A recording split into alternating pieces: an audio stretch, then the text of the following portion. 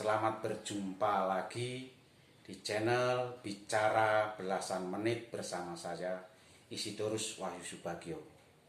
Hari ini kita akan bicara mengenai dokumen hasil Konsili Vatikan kedua. Dokumen hasil Konsili Vatikan kedua bukunya seperti ini. Hasil Konsili Vatikan kedua, buku ini tebalnya 729 halaman. Dan ini merupakan hasil yang kita pegang sampai sekarang ini dalam Gereja Katolik. Konsili Vatikan kedua ini merupakan suatu tonggak sejarah pedoman arah bagi Gereja Katolik Roma. Ada pepatah yang menyatakan bahwa tidak kenal maka tidak sayang. Berdasarkan pepatah inilah saya memberanikan diri untuk bicara belasan menit melalui channel Bicara Belasan Menit mengenai dokumen Konsili Vatikan kedua. Mungkin dalam pembicaraan saya hanya membicarakan kulit dan kerangkanya saja. Tetapi menurut hemat saya lebih baik kita mengenal kulit dan kerangka dokumen Konsili Vatikan kedua daripada tidak mengenal sama sekali. Konsili Vatikan kedua diselenggarakan di Vatikan, kota Roma, Italia. Pada bulan Oktober tahun 1962 sampai dengan bulan Desember tahun 1965.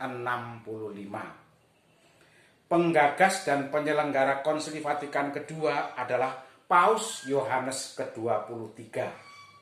Paus Yohanes ke-23 lahir 25 November 1881 di Italia dengan nama lahir Angelo Giuseppe Roncalli. Ia menjabat sebagai paus dari tanggal 28 Oktober tahun 1958 sampai dengan tanggal 3 Juni tahun 1963. Ia meninggal pada usia 81 tahun. Paus Paulus ke-6 adalah pengganti dari Paus Yohanes ke-23 dan melanjutkan serta menyelesaikan Konsili Vatikan kedua. Paus Paulus ke-6 lahir tanggal 26 September 1897 di Italia dengan nama Giovanni Battista Enrico Antonio Montini. Paus Paulus ke-6 adalah paus pertama yang berkunjung ke Indonesia. Dokumen Konsili Vatikan kedua disatukan dalam satu buku, sudah saya tunjukkan tadi bukunya. Dokumen Konsili Vatikan kedua diterjemahkan dalam bahasa Indonesia oleh R. Hardowiryono SJ, diterbitkan oleh Obor terbitan pertama tahun 1993. Berikut ini adalah nama-nama dokumen hasil Konsili Vatikan kedua sebagai berikut. Dokumen yang akan saya bacakan ini sesuai dengan urutan dalam buku Konsili Vatikan kedua. Ada 16 dokumen. 1. Nama Konstitusi Sacrosanctum Concilium SC. Sacrosanctum Concilium itu berbicara tentang liturgi, meliputi asas-asas liturgi, misteri ekaristi, sakramen dan sakramentali, ibadat harian, tahun liturgi, musik liturgi, kesenian liturgi, dan perlengkapan ibadah. 2. Dekrit Intermirifica IM membicarakan tentang upaya-upaya komunikasi sosial gereja, ajaran gereja, dan kegiatan pastoral gereja. 3. Konstitusi Dogmatis Lumen Gentium LG membicarakan tentang misteri gereja, umat Allah, susunan hierarkis gereja, para awam, panggilan umum untuk kesucian dalam gereja, para religius, sifat eskatologi gereja, ziarah para gereja, anggota gereja di surga, dan juga Bunda Maria. 4. Decret Orientalium Ecclesiarum OE tentang gereja-gereja Timur Katolik, membicarakan gereja-gereja khusus atau ritus lain, melestarikan pusaka rohani gereja-gereja Timur, para patriark Timur, dan pergaulan dengan gereja-gereja yang terpisah. 5. Decret Unitatis Redintegratio UR membicarakan tentang ekumenis, meliputi prinsip-prinsip ekumenis Katolik. Yang kedua, pelaksanaan ekumenis dan gereja-gereja serta jemaat gerejawi yang terpisah dari tahta apostolik Roma. 5. Decret Christus Dominus CD tentang tugas pastoral para uskup. Dalam gereja, para uskup dan gereja semesta, para uskup dan gereja-gereja khusus, atau keuskupan dan kerjasama antar uskup demi kesejahteraan umum bagi gereja. 7. Decret Perfecte Caritatis atau PC tentang pembaharuan dan penyesuaian hidup religius. Unsur-unsur yang umum dalam bentuk religius, hidup rohani, kemurnian, kemiskinan, ketaatan, busana religius, dan pendirian tarekat baru. 8. Decret Optatam Totius tentang pembinaan imam, metode pembinaan imam, pengembangan panggilan imam, tata laksana seminari tinggi, pembinaan rohani yang lebih intensif, peninjauan kembali studi gerejawi, dan pembinaan pastoral. 9. Pernyataan Gravissimum Educationis atau disingkat dengan GE, Gravissimum Educationis, tentang pendidikan Kristen. Aneka upaya melayani pendidikan Kristen, pentingnya sekolah, kewajiban dan hak orang tua, pendidikan moral dan keagamaan di sekolah, berbagai macam sekolah Katolik, universitas, fakultas, termasuk fakultas teologi.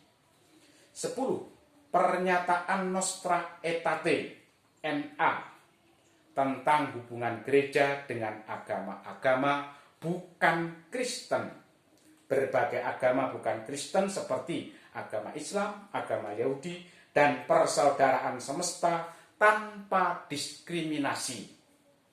11. Konstitusi Dogmatis Dei Verbum DV tentang wahyu ilahi, membicarakan hakikat wahyu, meneruskan wahyu ilahi, para rasul dan penggantinya mereka adalah sebagai pewarta Injil, ilham ilahi kitab suci, dan penafsiran kitab suci. Arti kitab suci perjanjian lama bagi umat Kristen, kitab suci perjanjian baru, asal-usul para murid Yesus, gereja menghormati kitab suci, dan dianjurkan terjemahan-terjemahan yang tepat dan penting kitab suci bagi teologi. 12. Decrit Apostolicam Actuositatem atau AA tentang kerasulan awam. Panggilan kaum awam untuk merasul. Tujuan yang khusus dicapai adalah mewartakan Injil dan menyucikan umat manusia. Bidang-bidang kerasulan awam, cara melakukan kerasulan awam, mengindahkan hubungan hierarki dan pembinaan untuk merasul. 13. Pernyataan Dignitatis Humanae DH tentang kebebasan beragama. Kebebasan beragama dan keluarga, tanggung jawab atas kebebasan beragama.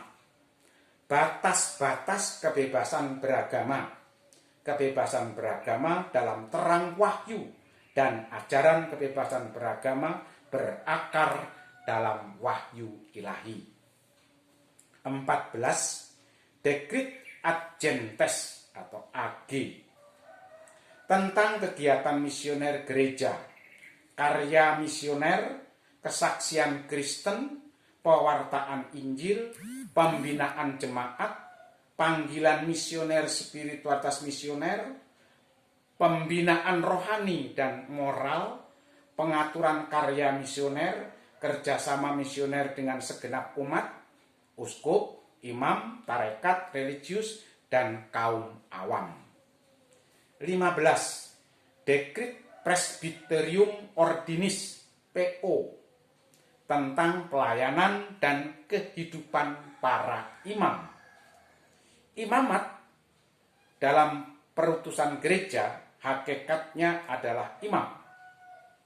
Pelayanan para imam, fungsi imam, hubungan para imam dengan sesama, penyebaran para imam dan kehidupan para imam atau panggilan para imamat untuk kesempurnaan hidup, yakni kesucian, tuntutan rohani yang khas, yakni kerendahan hati, ketaatan, selibat, dan kemiskinan.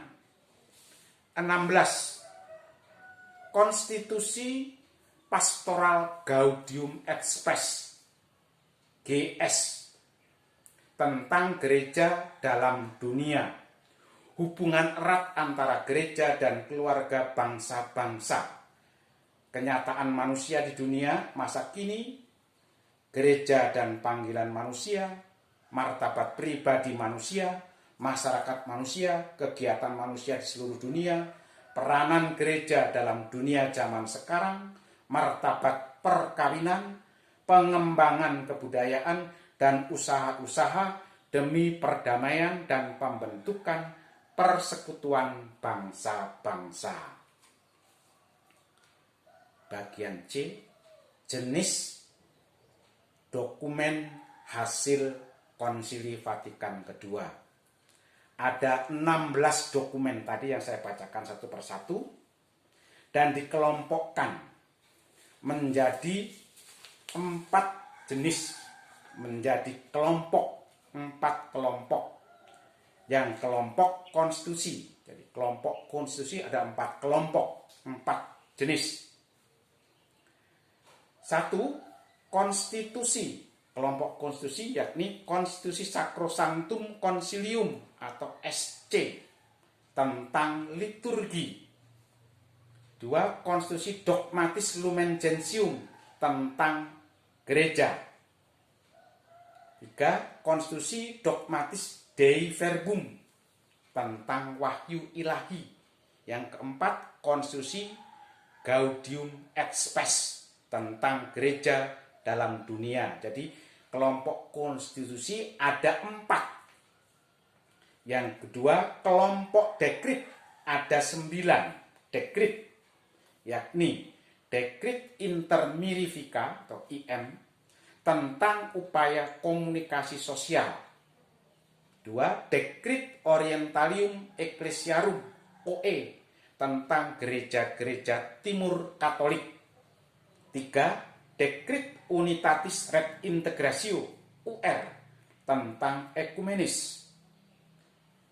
4. Dekrit Christus Dominus CD tentang tugas pastoral para uskup dalam gereja. 5. Dekrit Perfecte Caritatis PC tentang pembaharuan dan penyesuaian hidup religius. 6. Dekrit Optatam Totius OT tentang pembinaan imam. 7. Dekrit Apostolicam Actuositatem AA tentang kerasulan awam. 8. Dekrit Ad Gentes AG tentang kegiatan misioner gereja. 9. Dekrit Presbyterium Ordinis PO tentang pelayanan dan kehidupan para imam. Kelompok ketiga yang terakhir adalah kelompok pernyataan. Ada 3, yakni 1. Pernyataan Gravissimum Educationis atau GE tentang pendidikan Kristen. 2. Pernyataan Nostra Aetate yakni NA tentang hubungan gereja dengan agama-agama bukan Kristen. 3. Pernyataan Dignitatis Humanae DH dengan pokok bahasan tentang kebebasan beragama. Jadi ada 16 hasil dari Konsili Vatikan II. Kiranya uraian dan keterangan yang kita bicarakan belasan menit ini hanyalah merupakan kulit dan kerangka saja. Bagi siapa saja yang ingin tahu tentang isi dan daging dari hasil Konsili Vatikan II, silahkan membaca sendiri dokumennya, ini bukunya, membaca sendiri dengan cermat sehingga dapat memahami isi dokumen itu dengan lengkap. Terima kasih. Semoga bicara belasan menit ini, kita berbicara ini bisa bermanfaat dan berguna bagi kita semua. Selamat siang, salam sehat, berkat damai sejahtera Tuhan menyertai kita semua. Amin.